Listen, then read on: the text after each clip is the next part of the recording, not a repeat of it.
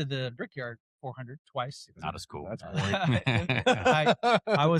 My buddy worked high up in NASCAR at the time, so I was in a suite. Okay. I almost fell asleep. Actually, you want to leave that in too, where you said, that sucks. And I said, yeah, it's boring. You want to leave that part in there. Yeah. All right. Hey, everybody. Welcome to Indiana Success Happy Hour. Once again, Brian Quinlan here from Daniel's Real Estate. And Move Me to Indy here on YouTube. And Brad Niccum with Nest Mortgage Group and Tasting Tequila with Brad on I YouTube. to say that on the last show. You did. I didn't catch you. Dang it. All right. Well, the man in black over here. We have another guest on the show, sir. Tell the folks who you are for those who don't know. Well, thanks for having me. I'm Conor Daly. I'm from Indiana. I race in the IndyCar series, the Indy 500 specifically, obviously, but that's our highlight race. And then I've driven everything, honestly, on the planet. So I've raced in NASCAR. I've raced in IndyCar. I've raced in all the other NASCAR series. I've raced in all the series leading up to IndyCar. I've raced in all the series leading up to Formula One and was a Formula One test driver. So I've kind of been all over the map. I'll be honest, I didn't know all of that. He didn't know what that means. No, I do. That's so I exciting. am a sports guy, and I do know racing terms. Perfect. So there's that. We'll teach you some tonight, too. All right, I appreciate that. I'm absolutely stoked to have Conor here. Like, this is one of the most exciting podcasts that we've done. And I've talked about racing a lot, and usually you go, and this is so cool to have somebody that's so accomplished in the sport and so exciting to watch. And I'll be honest, my family, we cheer for Conor Daly. Thank you. You are the guy. As do I. Yeah. I love that. In the random races I catch. Yeah, I mean, we our Indy 500 party really is a Conor Daly party. It's like we want Conor to win this year. Score one for me. Yeah, big time. Mildly related, we have had Jake Query on the show. Yep, Jake, great guy. Yeah. And great voice of IndyCar. Guy, absolutely. I thought for sure he was going to convince Brian to go to the Indy 500, but nope, he failed. So this is your task. You have a job. You usually have a job of getting a ride and working that process and then winning. But today your task is to get Brian to commit to going to the Indy 500. I feel like in terms of level of difficulty, that's probably going to be pretty easy. Yeah. I convinced him to run a marathon. Oh, that's far harder than going to the Indy 500. It is so much harder. Like, you may feel worse after the Indy 500 maybe if you do it right. Very different reason. Yes, absolutely. All right, Brad, what are you drinking today? I'm going to pour some El Tecaleño Añejo. I got the great opportunity to spend some time with Tony Saez at El Tecaleño in Tequila this week. We stayed at his amazing hotel, Casa Saez. I'm going to actually have him on my show in February to be interviewed. A great, really awesome premium tequila at a non-premium price. And so I'm sporting the shirt. Yeah, so I figured I'd sport the drink tonight and say thanks to Tony for spending some time with us last week. Thanks, Tony. All right. What do you got, Brian? I have a beer. This is called Stumbles. No, it's called Stumbles, which just seemed pretty funny. West Coast Pilsner with Amarillo and Sayas. What I don't even know what that means. It's like he's falling in front of it does absolutely look like he's falling down in front of a, what are we calling that, a vat? Some type of fermentation vat. Yep. It's from Hop Lore Brewing, which is in Warsaw, Indiana. Warsaw? Yeah. They make beer in Warsaw? They apparently do. West Coast drinks too. So. I really thought they only made like prosthetics and joints. They are known for that. That's what they're known for, right? Absolutely. Let's hope the three of us never need those. That's correct. Conor, you have some sort of tequila. Yeah. It looks great. Love the label. Please explain. You're drinking Yayo, owned by John Bollinger, made by Sergio Cruz, one of the best master distillers in all of tequila. Perfect. Highland agave, roller mill crush, stone oven cooked, a champagne fermentation with the Mozart method, and aged in some amazing wine barrels. And that's a very, very, very limited bottle to get your hands on. That is very delicious. You like that? Go with a good rating right out the gate. Yeah, that's pretty cool, isn't it? Yeah, sir. Cheers. Thank you. Thanks for being here today. Yeah, absolutely. Thank you. Much better. You gotta try that again. There we go. There we go. Now we're doing it. All right. Well, Conor, I gotta say, you came here as a friend of Clayton Anderson, who we've had on the show. Yeah. And you and Brad randomly met at some sort of a tequila function. We were actually at Cascane's takeover at the Livery, which was really fun. So, yeah. Yeah, it's my favorite restaurant in the city, Livery. So I love going there. And, it's just kind of we stopped by and we ran into each other and talked about this. So here we are now. And Joey has curated one of the best agave selections really in the city at the livery. And it's a great place too. The food's amazing, right? yeah. The paella. Oh yeah. Oh my gosh. The red drum is my favorite. Oh my Red drum. gosh. It's Yep. just so good. So you got to go see Joey. Hey, Joey. And check him out and get some great Is tequila. Joey the one we're trying to get on the show? Yeah, he was supposed to be on the Okay. last one, but something came up, but we'll get him on the next one. Excellent. All right.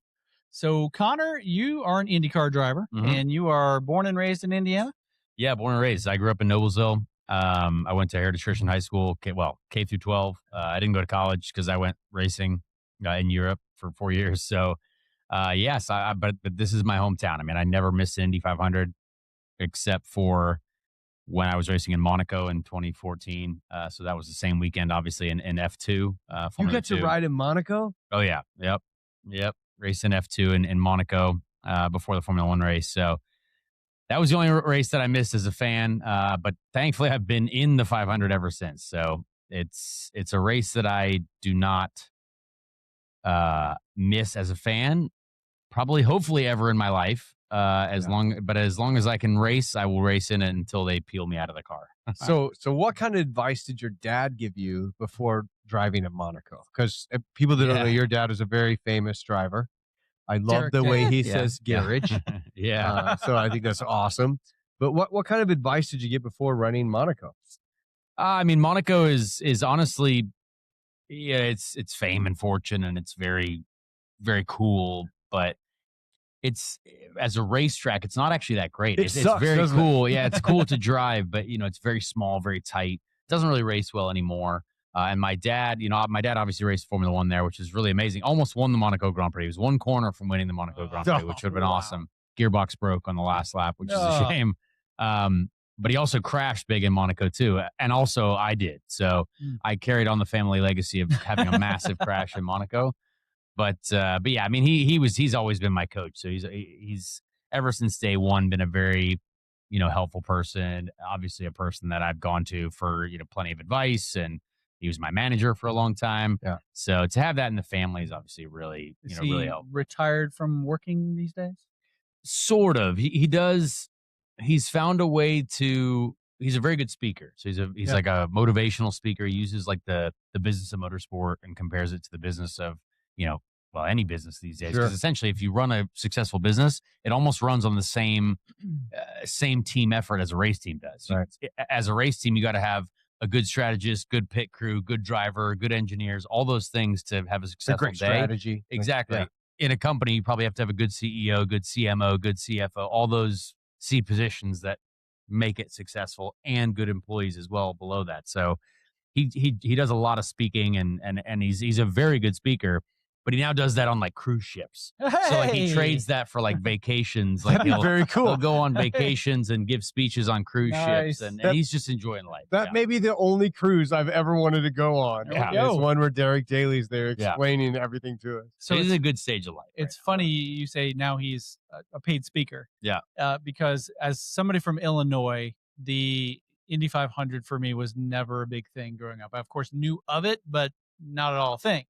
Then I went to IU, and I can distinctly remember the entire month of May listening to your dad on the Bob and Tom show, being the correspondent for the Indy 500. And he's very funny, and the accent is great. Yeah. And just, you knew it was May and the 500 is approaching because Derek Daly's on the radio.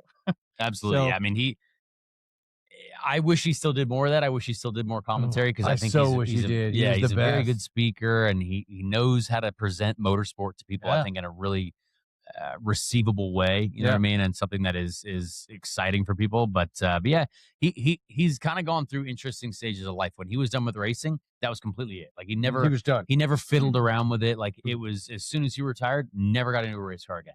Wow. And it's kind of the same with commentary. Like once he was done, that was it. That's it. And I respect that. Gotta do what you want to do at certain stages of life. I think he's the Tony Romo of announcing. Oh gosh, I don't know. Tony was pretty rough last weekend. Well, yeah, but Tony does love him some Patrick Tony has Mahomes. Tony has some Allen. insight, right? Yeah, and for that's sure. what Derek always brought to the race, was an insight that a driver brought, right? Mhm. And until recently, we didn't have a lot of commentators in racing that were drivers. NASCAR's probably done a better job of Or they weren't bringing interesting. drivers into commentary. But a lot of people think, oh, you just sit in the car and push the pedal down. And I grew up arguing with people about motocross, right? Yeah. Oh, that's not a sport. They're just riding a motorcycle. And like, no, Possibly you the don't two biggest understand. misconceptions of all time. Yeah. Exactly. Yeah. Like an IndyCar driver, the amount of your heart rate, the heat that you go through, the way you have to focus. And here's a question I have, because a lot of racing shows talk about the tunnel vision, talk about how everything else shuts off and you can see almost the future, right? I wish. Yeah. So how much of that is true when you get to the point in Formula One? They said, he's flying. And I've talked to a couple of the drivers that have talked about this. There's this clear focus where everything else shuts off, the sound shuts off. What is that like when you get into that zone? Yeah, I mean, honestly, I think well, first of all, if you think racing is easy, you need to completely reevaluate your life and how you look at things. It's just it's something that the hard part about racing is I can go outside right now and throw a football and know that I'm never playing in the NFL. Right. And I can go to the free throw line and know that I'm never going to play in the NBA. Right. Shaq thought that too. Exactly. I can't tell you to go outside and do what we do. Like it's impossible to recreate the But I can feeling. drive a car, so that's the same. Exactly. You can drive a car. However, there's so many forces that we will go through at 230 miles an hour compared to 45 miles an hour. There's so many different feelings that you will experience at that speed, and you're trying not to die, right? Like you're trying not to die on the road every day, for sure. Right, for sure. But we are at the limit of that tire sidewall. We are at the limit of yaw. Like our car is sliding, but we're at the limit of making sure it doesn't slide too much. We are trying to make it go faster too, every session, every lap.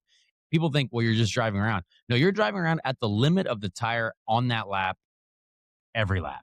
And then the next lap it changes, and the next lap it changes, and the next lap it corner changes. Right? Every degree, Yeah. every degree in temperature it changes. Every bit of sunlight it changes the car. So all of those things you have to adjust to at 245 miles an hour, 230 miles an hour, whatever it is. And, we don't have things like power steering. We don't have things like air conditioning. We don't have things like, ABS or traction control, anything like that. No turn signals. No, you like do. that. It's this. Yeah, nope. Can't even see that anymore because we got the You aero can't screen. see it no more because of the wind. No, if you're raising your hand, you're either celebrating or you got a serious problem. But yeah, so you're going through that experience, pulling 3 to 5 Gs, depending on the road course or street course race that you're in, or the Indy 500, for example. And, your heart rate is at maximum the whole day. So we all wear these heart rate monitors nowadays because there's so much technology that we have as human beings. Like it's super impressive what we get. But, for 3.5 hours, you're averaging 165 beats per minute. Well, that's a lot. That's like that. Yeah. And if there's green flag the whole way, there's no rest. You have 7 seconds in a pit stop.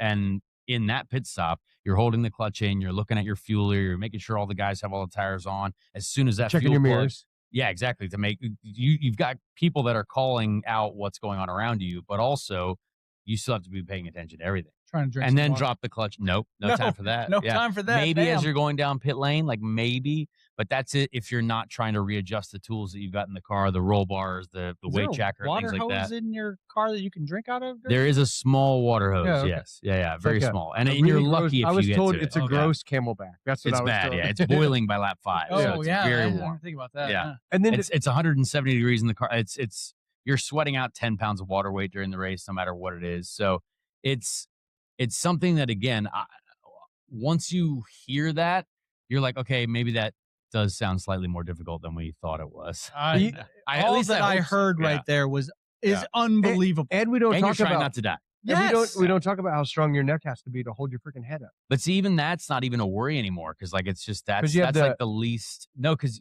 most races you don't have pads like on the road and street courses. The ovals you do, right? But it's everything else. It's neck all the way down to your legs. You're hitting the brake pedal at 1600 psi pressure every time you hit the brakes, like on the road courses, and you're doing that 6 to 10 times a lap, and you're doing that for 100 laps. So like all that stuff, you got to have strong legs, core, all that stuff to make sure that everything is sustained. Because once you lose it, like once you start to like Relax. you get tired, that's when you crash. You make mistakes. Yeah. So does that tunnel vision thing come in though? Like when you get in the zone, like when you've led the Indy 500, there's probably a point where you go, I'm freaking lead the 500. And then there's probably a point where you go, okay. And then you slip into the zone, right? Yeah, I mean, it's thought containment, right? Like you're just everything is happening, and your brain is at the absolute maximum of what it's capable of, right? And then you try to go another step further because you have to manage what's going on underneath you. You have to think about what's going on around you. You have to make sure that you're driving the car to the absolute limit or the exact limit that you need if you're saving fuel or if you're trying to save the tires. All of those things are part of what you do. And so again, there is no, when you say that, for me, it's like, well, that's the whole time we're focused on that. You know No what I mean? shit. So the whole time you're in the zone. Yeah, I mean, there are certain zones that people talk about, like Ayrton Senna and certain drivers that, you know, they feel like they've kind of got an out of body experience and stuff like that. Yeah. I don't necessarily. That's probably different for everyone. Sure. But yeah, there are certain times that the adrenaline, I would say, does take your body to a different level of, like, you know, you could take a bullet and it would probably bounce off. You know what I mean? Like that type of feeling. So is it still true that the difference between a Formula One driver is the engineers tell them what's going on with the car, and the difference between an IndyCar driver is they're driving by the seat of their ass and telling their pit crew what's going on with the car? Yeah, I mean, there's something to that. I mean, Formula One cars are obviously built from the ground up, and there's you know, the only thing that really essentially makes them go faster are upgrades. So if your team brings a new front wing to the track, like that's gonna make you go faster. There's not a ton of setup work that you can do on the race weekend, and that's why you see, you know, sometimes there's a season where only one team wins because they've got the best car. The best setup. Yeah. Whereas like an IndyCar is a little bit more competitive. There's a few areas of open development that teams can spend however much money they want on them. But you know, that'll find you a 10th or two. Whereas in Formula One, you know, there are teams that are seconds off the pace, right? And the teams in last are never going to win a race. They won't all year because it's physically impossible. But with us, you know, if one of even the smaller teams, slower teams has the best day with their stuff, they could win. And like a lot of us could win. And there was, you know, 6, 7 different winners last year, 10 different winners the year before. So there is kind of dominated. He did dominate last year. Yeah. But he's, again, best team, best driver, consistency, all that stuff, you know, comes into play. And he's very lucky too. But luck is a big thing. Yeah. But he's very good. So you could say, oh, he's lucky all day, but it doesn't matter because he's still the best right now. So, but can you still come in and say, I need to lose a pound of pressure in the left tire in the rear, and I need this adjustment in the fin? Like, can you, as a driver, like I know in motocross, we can change everything. Yeah. In the motocross world, a guy can come in on the bike and like two clicks on the suspension, right? Mm-hmm. And we got to change the rear sprocket. I need one more tooth in the rear sprocket. I need 2 teeth down in the front sprocket. Oh yeah. Like I need this clutch basket instead of that clutch basket, and that makes a rider go faster. So yeah.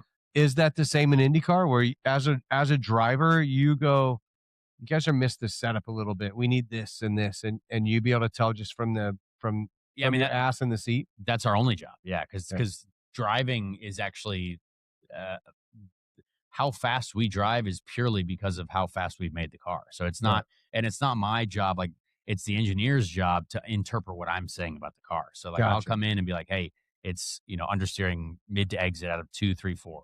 Right. Whatever it is. And okay, I'm loose in the middle. I'm tight in the front. And we're going to figure out, and you could describe that a lot deeper too, but those are kind of like the general terms. And I mean, you can adjust everything but the color of the car, essentially. Right. I mean, you could change wing angles, you can change toes, cambers, springs, shocks, you know, stiffnesses of the bars, torsion bars, front and rear. You could change geometry. You could change rear wheelbase. You can change everything. Stagger, all of it. Stagger, no, because that's not so much on the IndyCar. But yeah, it's everything that matters on, you know, basically every track we go to. It's an engineering exercise. So what can you do from the steering wheel that people don't understand? I mean, we can do a lot. We have 12 different positions of fuel trim, so we can lean the engine down or richen the engine up depending on a fuel strategy that we're trying to make. We've got, you know, attack modes on the engine to where we can use absolute max power for a certain amount of laps before it like does damage to the engine. So we've got, you know, a certain amount of laps that we can use per race. And then, you know, if you're trying to make fuel mileage, well, we can lean the engine down, take power away and make that work. And that, again, that's not up to me. That's up to the team to tell me. They're telling me what to do. Yeah, on that. And then, but I mean, I obviously know where the max power maps are in case Sure. I'm trying to attack or defend. And I know how many laps I've got to use of that. And then we've got an overtake button inside the car as well for road and That's street push courses. to pass, right? Push to pass, yeah.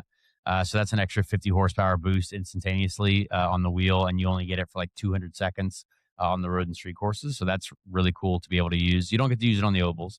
And then we've got bars that we can adjust inside the car. So front bar, rear roll bar, front roll bar, rear roll bar. Those are very useful to adjust the handling of the car for us. Sure. How you feel going into the You corner? do out that of from the corner. steering wheel to adjust the Those are bars? little bars here. So they're right next to You're us. taking your hands off the steering wheel at 230. Mhm. That's got to be Okay, frightening. yeah. Use your knee to drive a little bit. No, just one hand. That's it. Okay, so to give Knees you a don't get up that far. to give you a perspective, one time we were at the 500 and we had a great event, and Davey Hamilton was like, "Hey, we're going to take you around in SHO Tauruses." Right? Oh yeah, yeah. And we load into these cars, 2 people in the back. I was in the front with Davey, and we're going into the corner. The speedometer only went to 85, and the 85, the thing was just kind of bouncing off the bottom, and he's talking to me going into the corner, Oh yeah. saying, "No, this is where I hit the wall. This is where I broke my legs." And then we come out in the straightaway, and we're flying on the straight. He's talking, not looking at the track. We come around the next side, and he's not. I'm like, Davey, yeah. He's like, the car kind of drives itself here. I know what I'm doing. And I was like, it was terrifying. And that was at 100, right? Oh yeah. Yeah. And then you think, okay, so everything went past so fast with him, like so fast. And then to think, okay, well, he was doing it 100 miles an hour slower. That's right. Twice as fast Oh, yeah. during the race. Yeah. And Well, and a he lot was of it. so a lot cool of about it's, how it worked. I mean, a lot of it is natural ability, right? Like there's a lot of people who are just kind of like they gravitate towards certain things better than others. Like there are certain football players, basketball players that probably just have a knack for Right. throwing the ball or Musicians, shooting all the that. basketball, Right. all that stuff. Same thing in racing, right? Like a lot of those things. Like when you talk about it, like I don't even think about it because for us, driving comes naturally. So like Right. even on the road, it's almost like it's as simple of an act as breathing for me. Like it's not even comparable to like when we're out there. And there are some things in the race car that you just do because you inherently know to do them, right? And that's kind of like what's I'm very lucky to have been kind of been a part of the sport for so long. But it's one of those things that you can teach someone to drive to a certain level, but you can never make someone the highest level. It's just there is an inherent ability that you have to have. Mental muscle memory for one. Mhm. And you think of like a guy doing a triple at Supercross. You let the clutch out, you hit the jump, you grab the clutch, you click the brake, you tap down a gear, you let the clutch out, you give it gas, and you land on the end of the jump all in a Mhm. tenth of a Yeah. second. And it's not something that you can tell somebody that's what you do. That's your brain Yeah. is clicked in and doing these things. And us people in normal jobs, we're like, where's my calculator? Yeah. Yeah. Right? Brian's like, oh shit, I'm late to that showing. So I have some layperson questions. Let's hear it. That's all right. So, as an IndyCar driver who drives super fast, and then you have to go out on the roads with us regular people, what is that like for you? I hate it, honestly. I can How many imagine. speeding tickets do you Yeah. have? So that's my most commonly asked question, and I have not had a speeding ticket in since 2017. So I'm It's because actually they pull you over and they go, Oh, you're Conor that's Daly. actually not true. I have zero need to drive fast on the road. Like No, I I can literally see don't that. care. Like Yeah. for me it's not. I'm not out to prove anything, and Sure. I know where the limits are, and I also didn't like paying money just because I went fast. So Right. I was like, I don't Let that wanna guy do this go. anymore. I didn't want Yeah. to have any more interviews on the road. all right. Yeah. Interviews on the Yeah. road. That's awesome. Yeah. So, as someone who occasionally watches the race on TV, I see people like yourself who are leading the race, Mhm. and there's such a small amount of time or space between you and the cars behind you when you're in front. Mhm. It would seem to me it's a disadvantage at certain points of the race to actually be leading Oh yeah. because 100%. they're all going to catch you at some point. A yellow flag's going to come out, or they're tires are likely gonna going to wear catch. out. Yeah. Something's going to happen.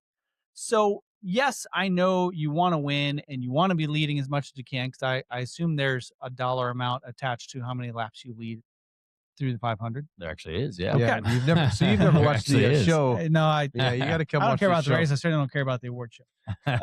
So Sometimes the award show is as fun as the race, quite actually, honestly. I do. I've seen some clips. They're funny. Yeah. So, like, at what point do you say to yourself, "Shit, I wish I wasn't leading right now"?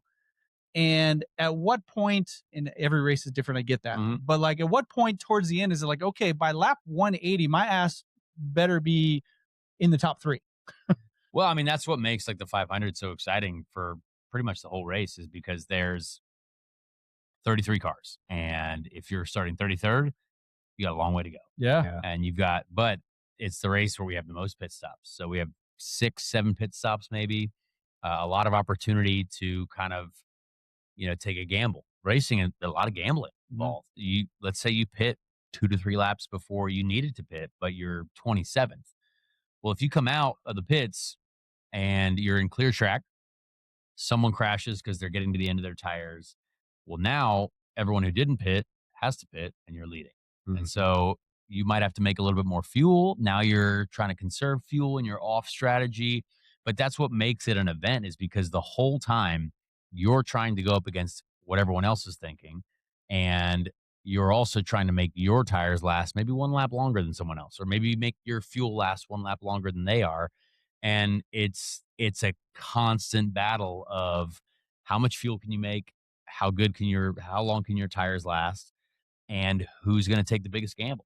So that's why it ends up being, you do want to be at the front most of the day, because you do have more control over your own destiny if you are at the front. Like, I try to get to the front as quick as possible. And I actually I didn't lead a lot last year because I've led a lot the years before, and it didn't do anything for me.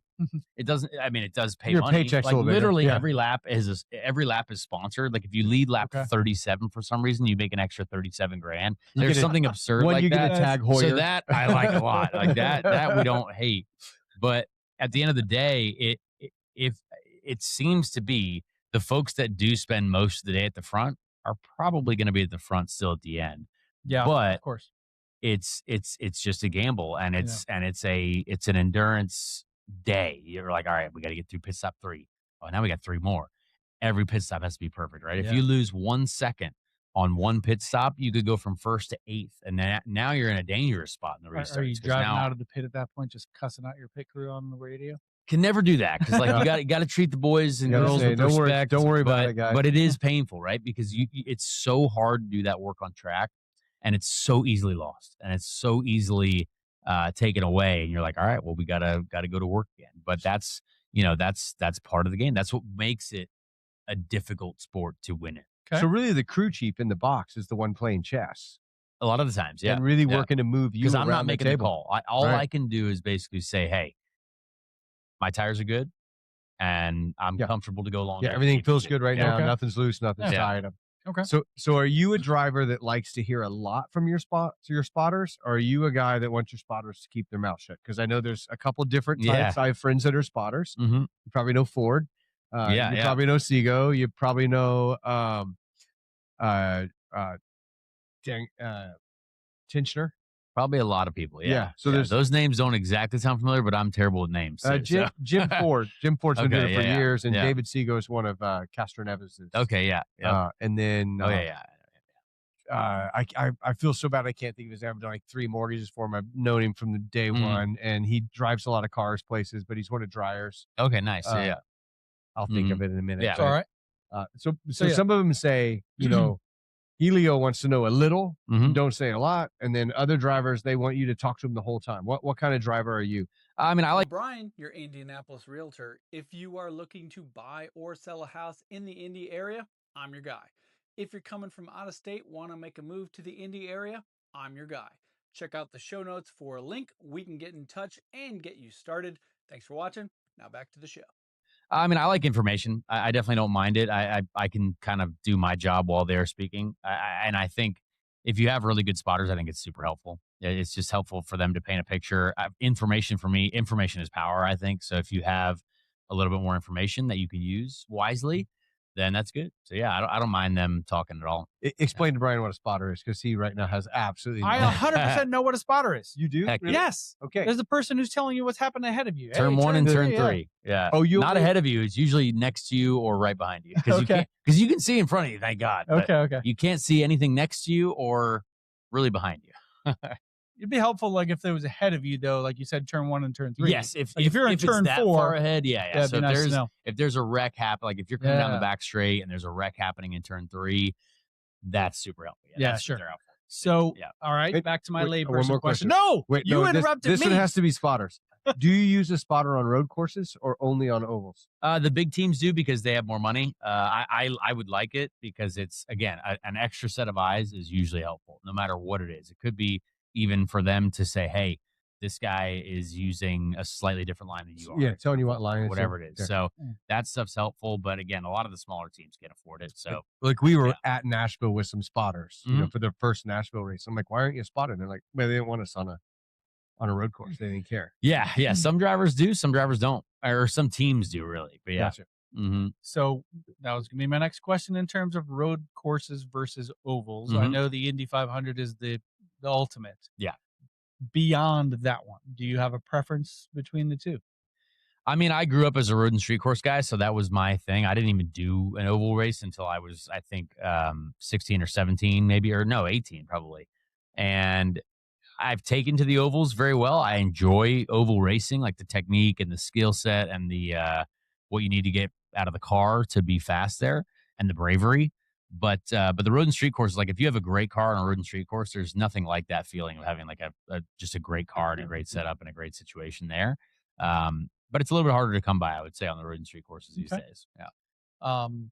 So one thing I know about you, Connor, is you aren't necessarily with a team, and there have been years where you struggle maybe to find a team. Mm-hmm. How do you get to the point where you're kind of auditioning for a team?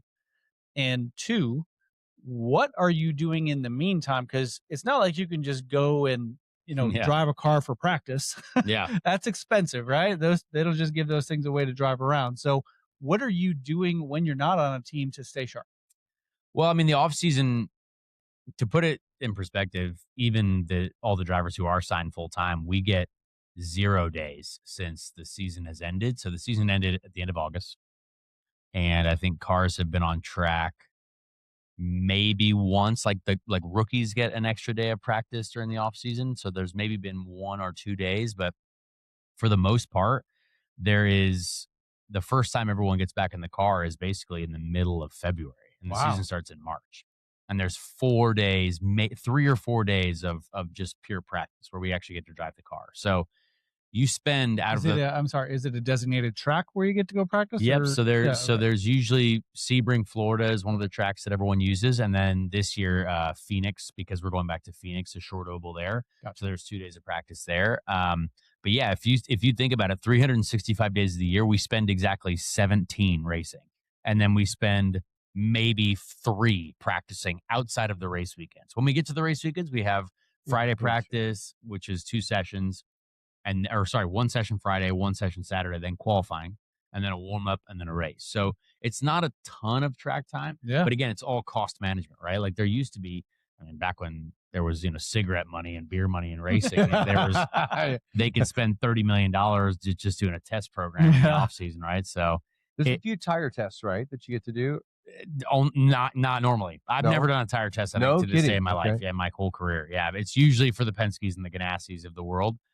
Because they're the big teams with the most people and the money. Simulator time?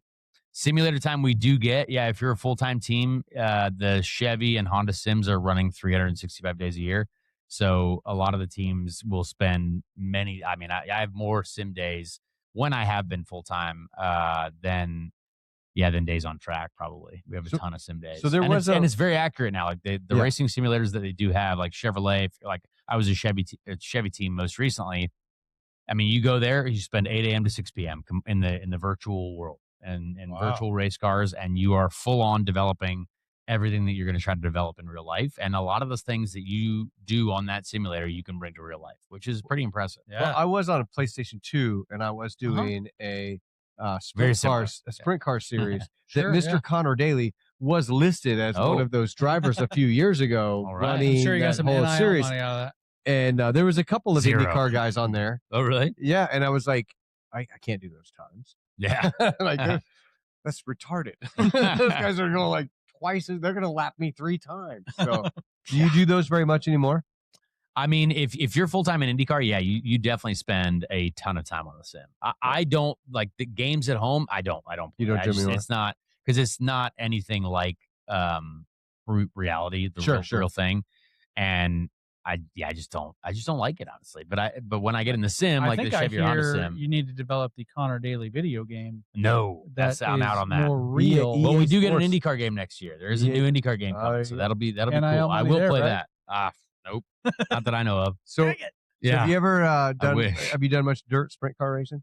No, I never did growing up. So You were all pavement, weren't you? yeah, because my dad was Formula One and IndyCar, so that was all I knew. But I did do some midget racing, some dirt midget racing eventually in my life, like in 2018, 19, and did like the Chili Bowl Nationals. Oh yeah, Chili Bowl's bad. 4 times. Yeah. So I've done a few. I've probably done maybe a total of 10 dirt races in a midget, but I'm not entirely sure. And then I retired because I did 6 front flips, and it was the most painful crash No. ever. crazy. More painful than anything in IndyCar. So I was like, I don't make money doing this. I'm out. Like, So, I'm good. Along the lines of crashing, Yeah. do you keep track of how many times you've crashed? No. It's not as much as an That would be like then- asking an NFL player how many times he got tackled. Okay. Yeah. Then, It's just as part of far the game, as right? broken bones, what have you broken? None. No way. Yeah. That's the difference between an IndyCar driver and Yeah. a motocross racer. Yeah. I mean, our crashes the way they are now. I mean, the cars are so safe, and like the series has done such a great job Amazing. in just developing a car that, I mean, honestly, could take a bullet and could take a bomb and could take. I mean, the car going into the wall at 230 miles an hour is literally like a bomb going off, and so it's pretty impressive to see what people have not only survived, Oh Lord. but also kind of just walked away unscathed. Like, it hurts like hell. Like when you hit the wall, like it hurts. But I mean, I've walked away from a ton of stuff, and I've seen people break bones. I've seen there's also like a luck involved too with some of these crashes. Yeah. I mean, some of the stuff in our hands and wrists, like wrists are super easy to break for us because we don't have power steering. So the wheel like ripping out of your hand is super, super common. Like I've torn ligaments because the wheels ripped my arm out of its socket, but like I've not broken bones. Thankfully, I don't count fingers. I've broken fingers, but I don't count fingers. When it goes bad, you let go of the wheel, don't you? Yeah, you try. Well, you try to if you can. Yeah, People yeah. don't, I mean, your instincts to hang on, but Yeah, for some reason, again, it's one of those instinctual things. you just let I go. never notice it, but I always let go, and I don't know why I started that, but it's again an instinct thing. So watch Supercross, guys. Next time you're watching Supercross, they'll crash, and one thing they don't do is ever let go of the handlebars. Oh yeah, I'm Like not they'll surprised. be flying all over the place, and they got their clutch in because they want to make sure the bike stays right. Yeah, When they, Smart. I just broke my femur, but my bike Yeah. didn't die, right? Yeah, it's So crazy. he brought this up, I think, on our previous interviewer. Movies. Mhm. He brought up the F1 movie. Oh yeah, And Great, obviously, great movie, right? I don't know how truthful. Days but of Thunder, Ferrari versus Ford, things another like good that movie. involve racing. Where do you fall into watching those? Great question. I mean, you at the end of the day, you got to make it a movie, right? And Right. then Yeah. I remember talking to a lot of the guys who were a part of the F1 movie because I know a lot of the people, several of the people that are in the movie because it's the industry, right? Right, It's our industry. So Will Buxton, who does our TV broadcasting for Fox and IndyCar, he was part of the Formula One movie, and he was talking to the director and some of the producers, and he's like, I don't know if this storyline really is going to be well responded it's to. not really racing. And he's like, I don't know. And the director and I forget what the guy's name. I mean, super famous director, obviously. And he was like, well, movies are about like, what are those situations that could happen 1% of the time? Like, Yeah. like what can you describe that would be like, oh my gosh, that's crazy. Yeah, Yeah, like right. that. Yeah. Technically, it could the happen. craziest thing out, Like right. some of the stuff in Formula One, like technically it could happen, very low likelihood, but again, they have to tell an exciting story, and Right. they did. Like, to be fair, they did. Um, but you have to make it a little bit extravagant because at the end of the day, it is a movie. Yeah. So I mean, I watched it and I liked Brad Pitt's character a lot. I Yeah. did enjoy it. There's no way he would be able to crash that many people in those first couple races. Oh, yeah. They, I mean, they were that's- like, black flag, you're out. Again, movie though, movie, right? Like, it's you're done. but there are some drivers who are also terrible to race against, right? Yeah. It's not quite as direct as what he was doing, but I like racing movies. Like, I like Driven. Like, Driven's not a great movie overall, No, that's a terrible great film. movie. No, it's a great movie. but I love it because it Yeah. makes Champ Car and IndyCar like look really cool. They Yeah. use great sound. They go to cool tracks, and like, again, you see Mario Andretti in it, and Dario Franchitti, Tony Kanaan, all the guys that we know now. And yeah, and Rush is a great movie. I think Rush is an Yeah, that's awesome a like great Formula One movie. That's a really, really cool one. I mean, great cast and just great story overall. Days of Thunder was a great movie. Great film as well, Great yeah. movie. Yeah. I love Days of Thunder. Oh, I I mean, love it, yeah. tremendous movie. Yeah. But it's still a movie. So Yeah. you got to enjoy it for what it is. Absolutely. You brought up maybe not liking other drivers, and I'm not going to go into specific names, but have you ever gotten out of a car and went over to another driver or someone to you to start a fight? No, I'm not a fighter, honestly. You're not a Tony Stewarter. No, I can see why people would do it. Like, what I don't understand yeah. is they start throwing punches and the guy's wearing a helmet. yeah, but they do it in football always too. keep I your helmet know. on. Yeah, Doesn't make any sense. always keep your helmet on. Yeah. No, there's a Yeah. couple guys that'll take. I watched Joey Logano take his helmet off. Oh, yeah. and then I've seen helmets go whipped after at it. each other. Yeah. Yeah, I mean, Will Power and Scott Dixon almost punched each other just 2 years ago at when they got out of the car. So, like, But It don't can they happen. hang out together when all that's all over? I mean, sort of. Some of us do. Yeah, some of us do. But I mean, think about it. This sport means so much to us. Like, what Yeah. we do every day on track is literally our entire life. Like, Right. it's what we've dedicated every bit of our body to since Right. we were kids, our minds, our souls, everything. And it's taken up our entire life. And so if you're And having every time you're out there, you're literally putting your life on the line. exactly. So if someone does something to you or if they made a mistake and they take you out with them, you are You're pissed. obviously going to Yeah. be furious. And I don't think fans truly understand that. Sometimes they're like, "Oh, why would he say that?" It's like, because imagine your entire life, what you work for, is taken away from you one day because Yeah. someone else made a mistake, right? But- And that's exaggerating a little bit, but like every race is like, again, you get 17 chances in a year to have the best day of your life, Right. right? Like that's Yeah. that's what it is. And especially at the Indy 500, one day of the year to have the biggest trophy in sports, right? Like that's But what it is. Roll it back to when you were all kids Yeah. and you were running at the go-kart track. And when you guys are hanging out in the sandbox, playing around, right? Because that's what we did in motocross. All the kids are in the sandbox, they're playing, they're hanging out. Oh yeah. They're best friends at the line. The gate drops. One kid takes the other kid out. When the race is over, they're back in the sandbox, and the two dads are beating the shit out of each other, right? Yeah, that can happen. And then it changes from the two dads being mad to when you're a pro rider, right? And now you're playing with real money. You're playing with your Oh, yeah. seat for the next year. You're playing with all of those things. Now those emotions change because even though that guy's your friend and you've raced with him for years, now he's messing with your career. messing Oh with your yeah, paycheck. and It that's completely happened to me. changes. Yeah, like I mean, I've had, I've thankfully not been involved in a ton of incidents, but like even last year, there was one incident where a driver wrecked me, and I think that that specific day truly like derailed a path that I was kind of on, and it's like Like it just killed your momentum. it's no fault of like obviously people can see it a different way, but it just ruined kind of a momentum path that I was on. Yeah. Sure. And it was, again, completely out of my control, I believe. People can have whatever they want on it, but like it's something that the majority of the people at least were on one side. And again, that stuff definitely happens. And Sure. and it's your entire life. One day could change it all, right? So it's that's what makes it frustrating when you do have those accidents. And of course, people are going to be upset. Right. It's like if you get out and you're like, whatever. I mean, maybe those Then you that don't have care. very secure contracts and are Yeah, you making don't a really ton of care. money, Yeah. maybe. But like for those of us who are out here grinding, I mean, sometimes you got one shot. Like a lot of times I've substituted for drivers that have been injured. And it's like, I get one chance at this, Right. like one chance to be with this team. That's your audition. And like, what if your engine blows up? I Right. don't know. People forget everything about you that Yeah. whole weekend, right? Or what if just someone completely misses their break point and just takes you out? Rails you. Not your fault, but you're still last on the scoring sheet. You know what I mean? So that's just, it's a brutal world. Brutal So world. I think I feel like I know the answer to this question, but I'll ask anyways. After a race is over, do you watch film or tape or whatever you want to say? Do you rewatch a race and analyze things? Yeah, I mean, a lot of the times. I think for me, I wait till the season's over for the most part. And are you But watching yourself or no, are I you hate watching myself. other Yeah, I drivers? know. No, like, Yeah. I mean, can you learn from I never watching watch other our drivers? podcast. Because I feel like, a race is just so uh instinctual, it's so reactionary to what's happening right there.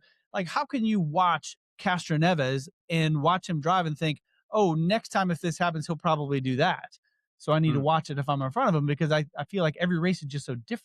It's not really watching the way people drive. It's more the way the race plays out. The strategy moves, what people did at what times, How the lines change outlaps. throughout the race. Not even that. It's No? it's more for an informational purposes, right? Like, where were people going on restarts that were beneficial for them? Where that makes sense. where were people able to make moves that you didn't actually know was possible? Sometimes that happens. And yeah, it's sometimes I would say I watch a race right after it's done, but for the most part, it's really in getting ready for the next year. You're refreshing everything that happened. You're So- refreshing what it looked like, what the strategies were like, and that's kind of really helpful too. So maybe before you go race at a particular track, you might watch last year's race for sure, or the Okay. last 2 years, like Okay. whatever. Compare yeah. temperatures and what the weather was like at each one. You can look at everything. And the team even has, data from the year before and stuff that you can look There's some math through. nerds sitting down watching. Oh, there's a this. lot of data. Yeah. Oh, there's a lot of data. engineers. Yeah. Okay, math- so math here's a nerds. question. You've been doing this for a while. Mhm. You're about the same age as my son, who is a motocross racer. So he raced up till he was 32. So who is the driver that you got to meet while you were a racer that you were like, holy shit, I'm going to race this guy today? Like while I was in IndyCar? Yeah. So like when my son Blake, we grew up with Tomac and Barsha, and all that. Those were the guys we raced against. But like when we lined up against Mookie, Malcolm Stewart, and we're like, holy shit, you're racing against Malcolm Stewart today, Yeah. So who is your It's like guy me. that I'm sitting next to Conor Daly? Right? exactly? I mean, I feel the same way. Who is the guy that you lined up with that you were like, I cannot believe I'm actually getting to race this guy? I mean, it's probably when I was a rookie. I mean, when I was a rookie, Tony Kanaan won the race, right? Oh, yeah. So Tony Kanaan was a guy that I saw growing up. I'm like, oh, that's the guy, right? Right. Dario Franchitti was in the race. And I'm like, oh, this is crazy that I get to race against Dario Franchitti. Like those guys were kind of household names. Mm-hmm. And, even Elio Castroneves, like Elio, I have a picture with Elio when he won his second 500, and I was like this tiny child, 10-year-old, which is crazy. You're not very and tall then now, Kyle. I have a picture. I have a picture of him when I'm about this big. I look like a little Oompa Loompa, and then I have a picture with him hugging him on the front straight after he won his fourth, which is crazy. I'm like, it's an absurd way life works And out. now you're friends. Yeah, I mean, yes, exactly. We got to he be couldn't be a teammates. greater Yeah. guy. Like Elio Great was unbelievable. But I have him on the show. I would love to have Elio on the should. show. He's, I mean, the sport. I have such an appreciation for the history of the sport, and I have so much respect for the competitors and the drivers like around me. Sometimes even still around me, even though I've been racing in it for a while, I kind of take a second and be like, it's cool that I get to race with these guys. And now I'm obviously getting older, and I've this will be my 13th Indy 500 this year, which is insane to me. And now it's just a bunch of young guys. So I have no idea who they are. Right. I'm like, I don't know who these guys are. And, Elio is, phasing out. He's the grandpa of the race, he's right? he's the guy. It's insane that he's And still even now racing. These young guys are looking up to you. I don't even know that, but maybe they are. They are. But I it's- guarantee it. But there are certain guys that, again, now it's guys that I've just known for forever that have been around. And so, yeah, when I was younger, that was really cool to get to race, to feel that I was like in the field with those guys. And, my first IndyCar podium, I was on the podium with Sebastian Bourdais and Juan Pablo Montoya. And I'm like, well, that's awesome.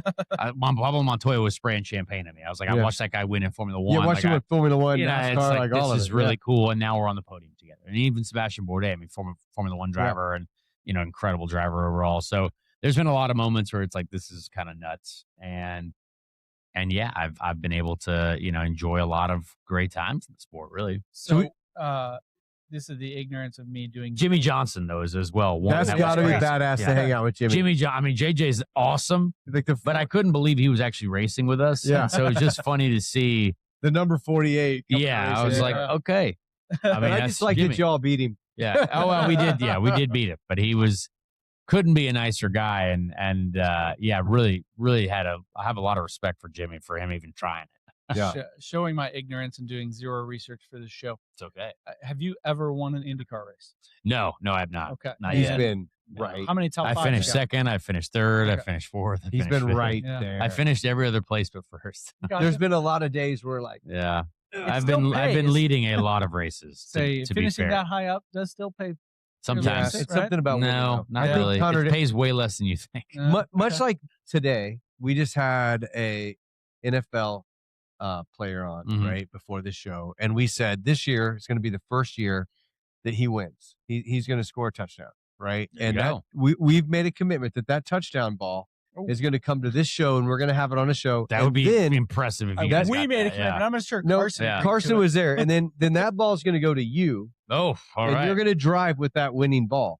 I don't know how it's going to fit in there, but I'm not sure how that's going to help the You'll just put it in your racing pants. Okay. Oh, Because very I've good. seen some guys that you get out of the cars and you're like, holy shit, that guy does have big balls.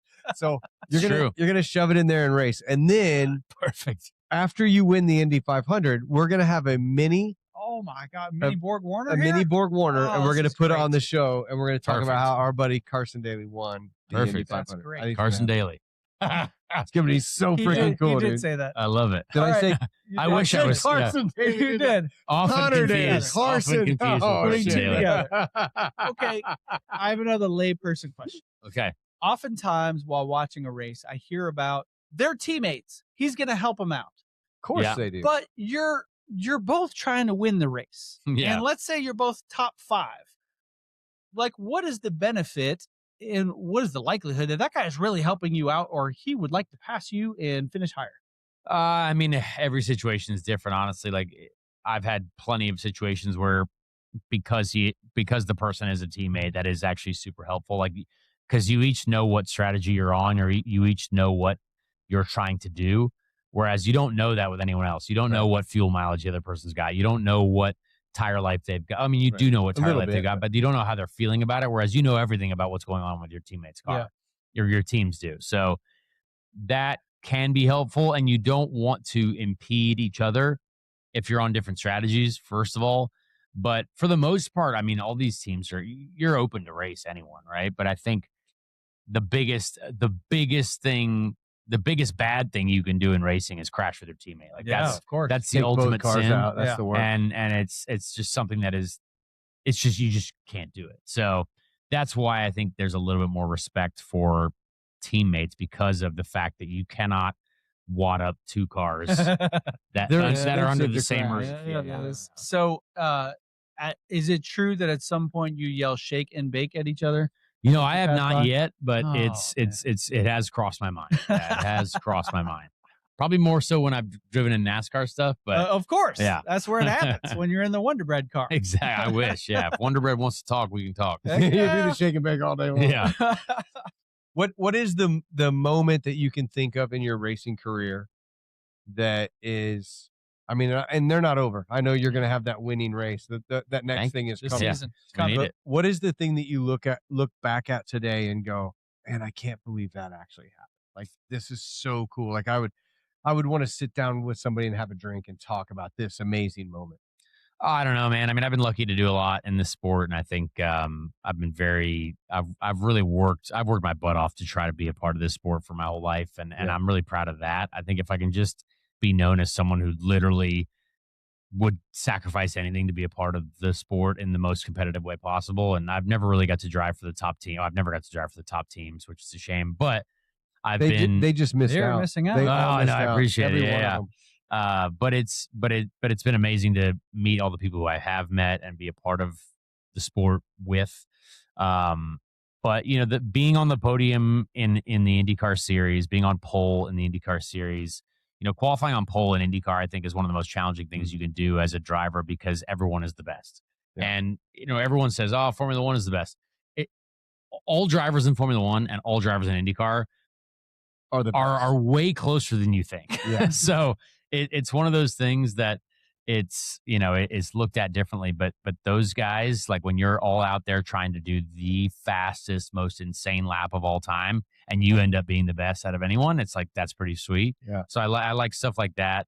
And yeah, just a lot of my Indy 500 experiences have been just awesome, but very sad most of the time because it goes so well and something happens, something out of my control, something has always prevented me from winning, and I felt like I could win at least 3 of the last 6 that I've been in. Yeah. And so that's that's kind of a wild one, but yeah, I've been fortunate to spray champagne with some of the best in the sport, and that's I'd be super pumped to be able to tell that story.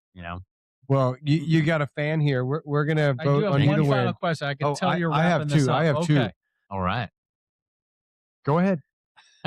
What is it about the Indy 500 that is just, I don't know, the ultimate? That's just the history, right? It's the longest running event, right? Like there's nothing that's been around since 1909, essentially 1911, right? Ray Haroon. But the event history and the respect that it's had throughout the world for forever, right? Even in Formula One, everyone knows the Indy 500. Even in NASCAR, everyone's like, yeah, the Indy 500. Yeah.